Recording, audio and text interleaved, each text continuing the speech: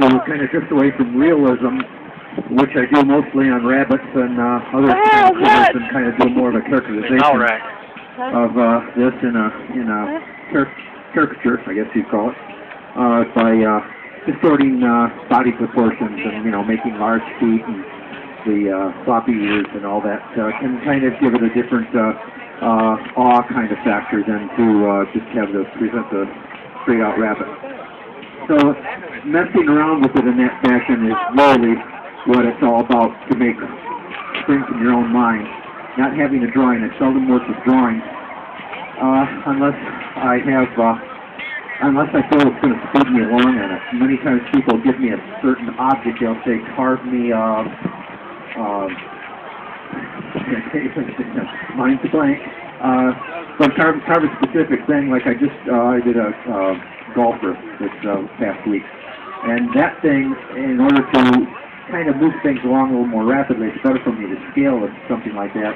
And to scale it means I draw it out, and then I kind of put myself into the proportions where I can do it in halves, basically. I'll half the piece and say, where's the center line here? And then I'll quarter the next section. And that's scaling it to me. And then I have to adapt that to the dimensions that the person wants. If they want a 4-foot golfer, 6-foot golfer, I have to adapt those proportions with measurements actually on the piece. That takes me to a point.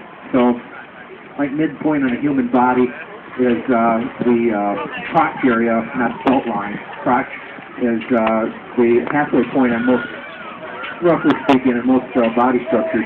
So that's the half point, and then you measure for the crotch, and you kind of, you know, carve the legs in the lower part and carve the rest of the body in the upper. And then divide that into quarter sections, as I said before, usually working from the head side. So the head becomes the standard rule of measurement is somewhere around 7.5 to 1, so that one head equals about 7.5. In other words, you took my head, stacked it up 7.5 times, that would be my height. So we're working from that as a measurement. And that allows you to scale up, so you're not having each time go back and measure a drawing or a photograph, and you can quickly adapt those proportions to whatever size you want to come up with. So that's usually the way I work without having to work from photographs to scale things. Once I do that, it's easier for me to lob off larger sections of wood that I have to do. So if I'm working with a 6-foot tall bear, I can look at it and say, okay, I can scope this whole big chunk of wood out instead of nibbling away from it a little bit at a time, like you saw me working around this piece, nibble, nibble, nibble, nibble, as I'm adjusting the whole body. That allows me to get a big, bulky piece of wood off to start off with, and then so I get down to where I can start nibble, nibble, nibble, because then the eye just becomes the only measurement tool that you're working out proportions with. But no proportions, you can kind of have your way with it. I like working with fantasy figures for the same reason. I love to do dragons, because dragons have no particular body structure. You can make a dragon any way you want to.